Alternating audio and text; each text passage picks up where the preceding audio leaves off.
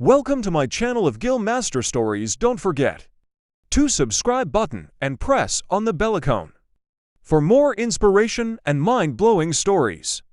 Big Shaw disguises himself as a homeless person to test the police. What happens next is crazy. The sun dipped behind the skyline, painting the city in hues of orange and gold. Tourists and locals poured into the bustling downtown park, weaving between street vendors and performers. No one paid much attention to the tall figure hunched on a bench by the fountain, head bowed beneath a ragged hood sweatshirt. His oversized coat showed frayed S, and his battered sneakers told a story of hard miles. He gripped a paper cup occasionally, rattling a few coins inside. Only a handful of people realized that beneath the shabby exterior stood NBA legend Shaquille O'Neal, known to fans as Big Shaq, the towering athlete recognized worldwide for his dominance on the court, had decided on a daring social experiment to see firsthand how authorities treated those they perceived as powerless. Over the years, Shaq had encountered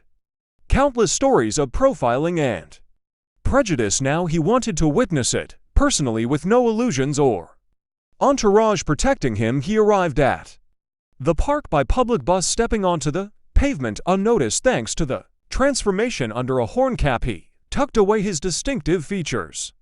Makeup and cleverly patched clothing completed the disguise. Despite his imposing height, passers-by tended to dismiss him as just another homeless man looking for spare change. For the first hour, Shaq sat quietly observing joggers trotting past in bright athletic gear. Teenagers zipped around on skateboards. Families ambled by with strollers. Most ignored him. A few dropped coins into his cup. A mother shot him a sympathetic glance, but hurried along, child in tow. Shaq nodded gratefully at the small acts of kindness. This wasn't about charity, though he was waiting for the police presence that often patrolled the area. Sure enough, the black and white cruiser rolled into view just as dusk settled in. Two officers stepped out: Officer Davis, tall and confident, and Officer Lopez, with searching eyes that took in every detail. Davis led the way across the grass, scanning for any sign of trouble. When they spotted Shaq alone on the bench, they exchanged a quick glance. Slowly they approached. Shaq felt his heartbeat quicken, though he kept his face impassive. He pretended not to notice them until the shadow of Officer Davis loomed across his feet. "You can't sleep here," Davis slated bluntly. "Parks are about to close in an hour." Shaq raised his eyes slightly. "I'm not sleeping," he replied in a low voice, playing the part. Officer Lopez, more cautious, spoke next. "Sir, do you have any idea place to go tonight?" Shaq shook his head. "No place yet, just resting." Davis' mouth tightened. "We've had complaints about loitering. We can't have transients making people uncomfortable." Lopez shot his partner a warning look, but didn't correct him. Instead, she addressed Shaq in a calmer tone. "What's your name?" he offered Henry, using a random alias voice, husky and fainted with fatigue. He rummaged in a torn pocket, producing a battered ID card made for the occasion, its name matching. The officers took it. Davis scanned it suspiciously. "This is pretty worn," he remarked. "Henry, are you from around here?" Shaq shrugged. "Used to be. Times got hard." Lopez handed back the card, clearly unsure if it was legit, but lacking reason to contest it. Davis snorted softly. "We've had issues with vagrants. People say they feel threatened. Maybe you should move along." Shaq stared at the ground, letting the tension hang. He considered whether to push back, but decided to let them lead the exchange. He offered a half-murmured, "Ain't bothering nobody." Davis's voice grew sharper. "Yeah, well, people pay good money to enjoy this park without worrying you're lying around with no purpose. That's an issue. We can't have you scaring families." An elderly bystander paused, watching. Shaq sensed her curiosity. A moment later, the woman mustered courage and spoke. "He's not scaring me, officer." She turned to Shaq. "You're just sitting right before Shaq could answer." Davis dismissed her with a hand wave. "Ma'am, we appreciate your concern, but let us do our job." The woman frowned, then walked off looking troubled. Lopez tried stepping in. "We can refer you to a shelter, Henry, or a meal program. Maybe that helps." Shaq appreciated the gentler approach. "Sure," he said, "I'd be grateful for any info. Davis, however, showed no sign of relenting. "Let's run your name through the system," he said, flipping open the cruiser's laptop. "Just a routine check," he added, though his tone carried suspicion. Over the next 10 minutes, Shaq waited silently as they typed away. The longer the check took, the more impatient Davis grew each minute. Told him this Henry had no active warrants, no reason to arrest him, but Davis pressed, seeking some rationale to escalate. Finally, with a quiet beep, the system confirmed no records. "Shaw was clean." Davis clicked his tongue in annoyance while Lopez gave a small, relieved nod. She turned to Shaq. "No issues found. We can't force you to leave unless you're breaking a law, but we recommend you find a safer spot, maybe a shelter. This part closes soon." Shaw nodded, quietly thanking them for the suggestion, but Davis wouldn't let it drop. "Look," he said, stepping closer, "I'm not comfortable leaving you here. People complained. Move on now." Shaq paused, heart pounding. Should he comply or test them further, deciding to see how far Davis would push? He shook his head slightly. "I'm just resting a bit more," he said.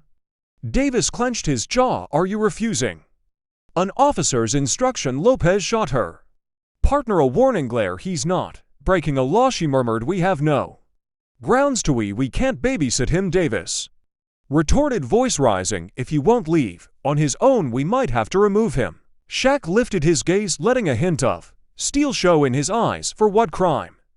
Davis's hand drifted near his baton, disturbing the peace. He bluffed, loitering. Lopez, clearly uncomfortable, tried again. "Sir, please, for your own safety, it's best you find a shelter. Let's not create a scene." Shaq exhaled slowly, as part of him wanted to stand his ground. Another part remembered this was enough. He had tested them. One officer remained borderline aggressive, the other torn between empathy and duty. He decided not to risk an ugly confrontation. Rising to his full, imposing height, he slung his ragged bag over one shoulder. Davis took a half step back, eyes widening at Shaq's size. For a moment, Shaq almost cracked a smile. He was used to overshadowing people, but not in this context. "All right," Shaw said, voice low. "I'm leaving." Lopez gave a soft nod, relief evident in her eyes. "Be safe," she murmured. Davis merely scowled. Stepping aside, Shaq trudged towards the park exit, feeling the burn of Davis's glare on his back. A few onlookers watched, uncertain who was in the right. The tension dissipated only when Shaq vanished around the corner. But the story wasn't done.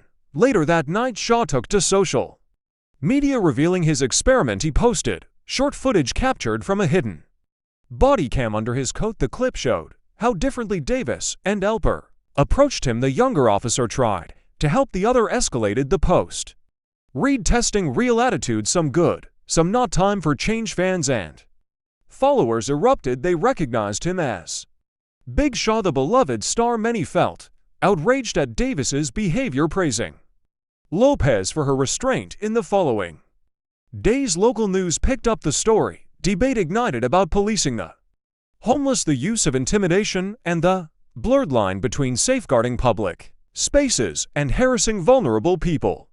Shaq clarified he didn't want Davis fired. He wanted more training, better empathy. "People fear what they don't understand," he said in an interview, "but fear can't justify bullying those who seem powerless." As the dust settled, Shaq quietly arranged for a donation for homeless outreach programs in the city. He also sent an anonymous letter to Officer Lopez's precinct praising her professionalism. Meanwhile, Davis faced scrutiny from superiors. The department ordered additional training for all officers in that unit, focusing on respectful engagement with homeless individuals. Weeks after the incident, visited that same downtown park in his usual style, recognizable, wearing a stylish tracksuit, signing autographs. People flocked to greet him. Among them was Officer Lopez, shilly approaching. "I'm sorry about what happened," she said. "I tried to do right, but I felt stuck." Shaq gave her a gentle smile. "You did what you could. Maybe next time it'll be easier to do even more. Thanks for showing compassion." He also noted quietly that he bore no malice toward Davis, only hoping the officer would learn from this. That conversation ended with a handshake and a sense of mutual respect. Over time, the Story shaped local discourse leading to small but notable changes in department policy. The city council debated resource allocation, deciding to fund more specialized training. Community groups praised Shaq's unusual approach, though some questioned whether a sting operation was entirely fair. Shaq listened, acknowledging concerns while emphasizing that real-life change often required bold acts. Months passed. The park continued to host families, joggers, travelers. Officer Davis, after mandatory training and reflection, patrolled with a more measured approach. One afternoon, he spotted a disheveled man on a bench. Remembering the fiasco, he paused, took a breath, and approached politely, offering resources instead of demands. He never admitted it publicly, but Davis felt a twinge of gratitude toward Big Shaq for forcing him to confront his bias. Sometimes a harsh lesson could lead to personal growth. Don't forget to like and subscribe to the channel for more content. Please leave your comments and share your experiences. Thank you for being part of Gill Master Stories community. See you soon.